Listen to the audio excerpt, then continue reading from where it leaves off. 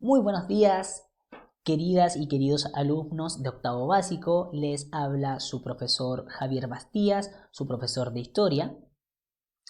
Primero que todo, espero que se encuentren muy bien, seguros y protegidos en sus hogares, junto a sus familias, junto a sus seres queridos, evitando cualquier tipo de problema que pueda acontecer frente a esta pandemia y problemática de nivel nacional e internacional. También quiero aprovechar en esta instancia de felicitarlos sinceramente por el gran trabajo que han realizado durante este periodo, o frente a todas las actividades que hemos realizado en guías, en videos, en actividades, ¿cierto?, de apoyo pedagógico, y los invito a que sigan de igual forma trabajando ardua y responsablemente frente a esta situación que es compleja, lo entendemos los profesores, para nosotros también lo es, pero que hay que adaptarse e intentar darlo todo para realizarlo de buena forma. El día de hoy, chicas y chicos, nos encontramos para una nueva clase con material audiovisual como es este y que viene a reforzar los contenidos y a ver algunos nuevos que ya hemos visto con anterioridad. ¿Ya? Por lo tanto, los invito a que pongamos atención y a esforzarnos nuevamente para realizar de buena forma esta clase. Bueno, comencemos. El día de hoy vamos a hablar sobre la reforma y la contrarreforma, elementos que ya hemos hablado principalmente de la reforma, y hoy vamos a agregar un poquitito que es la contrarreforma. Ya los nombres son bastante parecidos, pero que tienen distintos significados.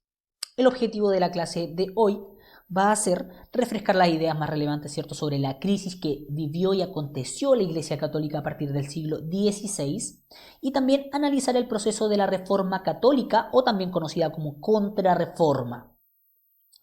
Primero que todo, tenemos que hablar que en Europa, ¿cierto?, en la Europa occidental principalmente, existió o aconteció una ruptura de la unidad religiosa. Antiguamente la única religión que predominaba en esta Europa, ¿cierto?, occidental, era el cristianismo, la Iglesia Católica, ¿verdad?, el catolicismo.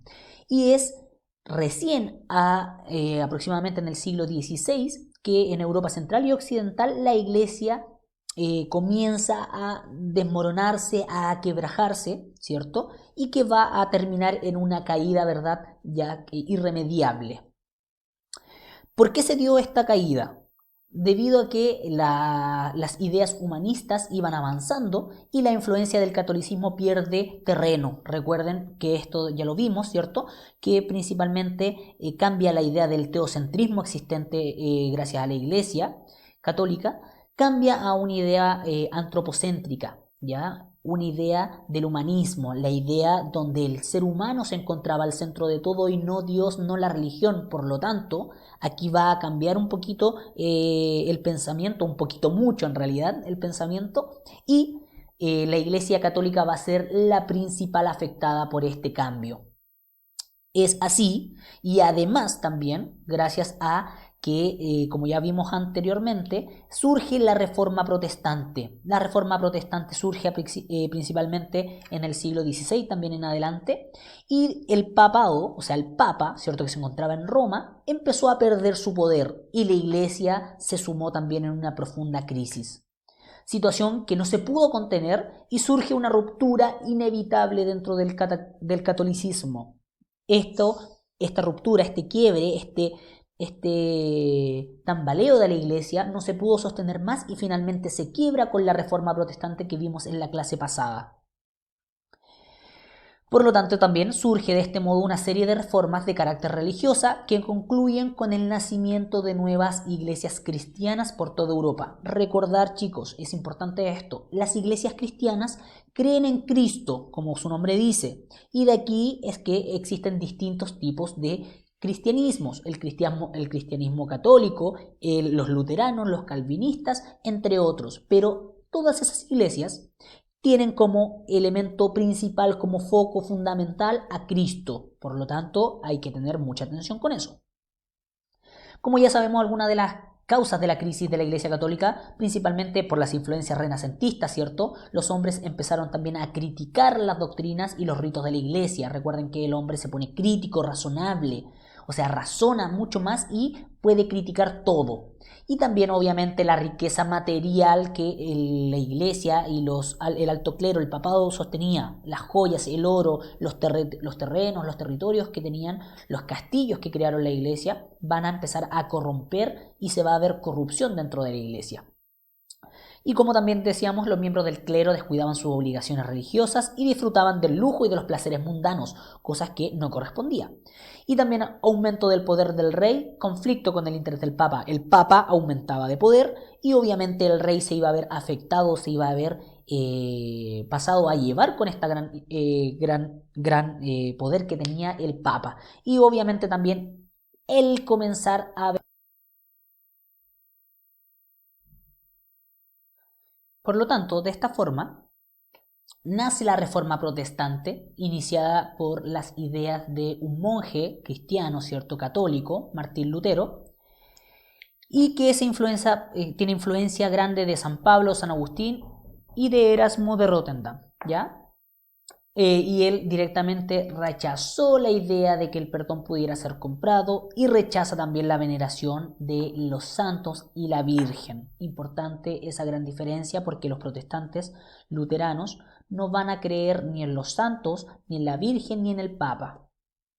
Y planteó también además que la Biblia era la única fuente de conocimiento de Dios, por lo que no se necesitaban intermedios como señala la Iglesia Católica, o sea, no necesitaba de un sacerdote, de un papa, entre estos dos, entre la iglesia y las personas. Importante también, chicos y chicas. Y ahí finalmente de esta forma queda dividida Europa en el siglo XVI.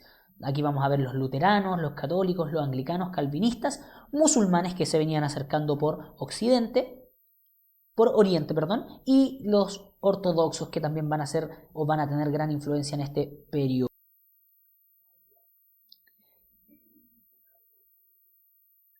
Para poder contrarrestar la reforma o la crítica que hacía la iglesia o los protestantes, Martín Lutero, ¿cierto? La iglesia católica debió reformarse a sí mismo, cambiar, recrear, ¿cierto? Volver a crear nuevos elementos o modificar algunos elementos para mejorarlos. Eso es importante. Por lo tanto, va a ser así que la Iglesia Católica va a llamar al Concilio de Trento. El Concilio de Trento va a ser una reunión de todas las autoridades de la Iglesia Católica para tratar de reformar las ideas que Martín Lutero atacaba, ¿ya? Con esta finalidad de detener el avance del protestantismo que se hacía cada vez más fuerte dentro de Europa y que amenazaba con eliminar de raíz a la Iglesia Católica. Y obviamente, ¿cierto? Esta reforma católica va a permitir, o se va a llamar también, ¿cierto?, que se lleven a cabo ciertas acciones que van a tener el nombre de reforma católica o contrarreforma. O sea, va a ser una respuesta a la reforma protestante. Y esto permite que el cristianismo no sea, el cristianismo católico no sea eliminado y expulsado y destruido completamente de Europa, sino que se mantenga y se sostenga un poquito más en el tiempo. Y además también una de las consecuencias directas va a ser que la contrarreforma o la reforma católica va a iniciar la evangelización, o sea, la entrega del evangelio católico, la palabra del evangelio católico, a los territorios de ultramar, o sea, a América. ¿Ya? Recuerden que España y Europa en general tenía territorios en América convertidos en colonias, y desde este periodo, de este momento en adelante, van a empezar a entregar el evangelio a estos nuevos territorios. ¿Por qué? Porque ya habían perdido mucho territorio o mucha influencia en Europa y ahora necesitaban adquirir o ganar mucho más fuerza, más poderío, y de esta forma lo encontraron en América. ¿Qué elementos llevó a cabo la Iglesia Católica en esta denominada contrarreforma, ¿cierto?, que llevó a cabo el Concilio de Trento? Principalmente la doctrina. Van a determinar que la salvación de Cristo se consigue únicamente y exclusivamente por la fe. No por el pago de indulgencias, no por tener riquezas, sino que por únicamente la fe. Eso es importante. También la escritura y la tradición van a determinar nuevamente que la Biblia es el único fundamento de la fe. La Biblia es la única palabra que vale y que cuenta, ninguna otra.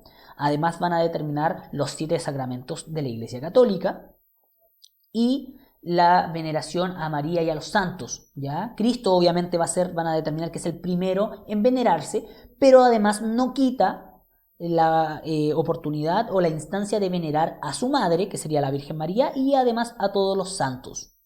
Y va a reforzar el Concilio de Trento, ¿verdad? Y esta contrarreforma, o la Reforma Católica, va a reforzar la autoridad del Papa y de la Iglesia. Va a darle poder nuevamente o sustento a la figura del Papa y la Iglesia. Muy importante. Otro de los elementos que va a crear este concilio o esta contrarreforma va a ser la creación de nuevas órdenes religiosas. Como la Iglesia necesitaba buscar nuevos elementos o nuevos territorios o nuevos adeptos a la Iglesia que van a estar en América, va a crear nuevas órdenes religiosas, principalmente, ¿cierto? Vamos a ver algunos, como en este caso los capuchinos, que ayudan a los pobres y a los enfermos, y la túnica es color, ¿cierto? Capuchino, por eso se llamaba de esa forma. Y esta es una de las catacumbas más importantes de Europa, que son las catacumbas de los huesos, donde la iglesia está completamente de huesos, es una tradición que tenían los monjes capuchinos, que hasta el día de hoy se puede visitar en Europa. Lo mismo, ¿cierto? Puros monjes capuchinos ahí. Otra congregación importante van a ser las Ursulinas, que es una congregación de monjas que se dedican a la educación femenina, ¿cierto? Y al cuidado de las enfermas en América. Recuerden, estas nuevas congregaciones van a trabajar principalmente en América. Y la más importante para nuestro conocimiento o para nuestro también continente va a ser la Compañía de Jesús. Va a ser fundada por San Ignacio de Loyola en 1535 y le entrega la lealtad absolutamente al Papa, entrega educación, crean colegios jesuitas, ¿cierto? Y va a tener gran influencia sobre los príncipes. La Compañía de Jesús va a ser la encargada de evangelizar en el territorio de América, Asia y África. Van a ser los primeros religiosos en ir al corazón de África, al corazón de Asia y al corazón de América a entregar la palabra de Cristo. ¿Cuál va a ser el problema? Es que van a ser considerados mártires prácticamente, porque en muchas ocasiones los mataban de inmediato los nativos de América, Asia y África. ¿Ya? Por lo tanto va a ser una labor muy muy compleja la que van a llevar a cabo estos monjes jesuitas. ¿Ya? Aquí vemos ciertas imágenes donde se ve el intento de evangelización sobre los nativos, que va a ser muy muy compleja, chicos. ¿Ya? Hay que tener en ojo y en consideración esos elementos. Finalmente, como conclusión, vamos a recalcar que la contrarreforma de la Iglesia Católica, ¿cierto? Rejuvenece y reorganiza, la estructura que tenía determinada dicha iglesia. La contrarreforma o la reforma católica va a reestructurar, rejuvenecer y reorganizar a la Iglesia Católica, le va a dar nueva vida, porque recuerden que estaba muriendo gracias o por influencia del protestantismo. Y esto también hace que se detenga un poquito el avance del protestantismo en Europa, ¿ya? Y va a nuevamente recalcarse un poquito el catolicismo. Y además restablece la fe católica en Hungría, Polonia, parte de Alemania y al sur de los Países Bajos principalmente. No logró fortalecer toda la fe o restablecer toda la fe en Europa, y además así se mantiene la división en Europa, ¿ya? Para que le echen un ojito a ese mapa y a su correspondiente iconografía. Señoritas y caballeros, me despido con un fraterno abrazo, espero verlos pronto, espero que se sigan cuidando, espero que estén muy sanos y seguros en sus hogares. No hay el momento de nuevamente reencontrarnos en las salas para poder llevar a cabo de buena forma, ¿cierto? El aprendizaje y la retroalimentación mutua. Chicos, sigan aguantando, sigan con energía, con ánimo, no se desanimen y sigan en esta senda tan difícil del aprendizaje, pero que siempre, siempre se puede. Un abrazo.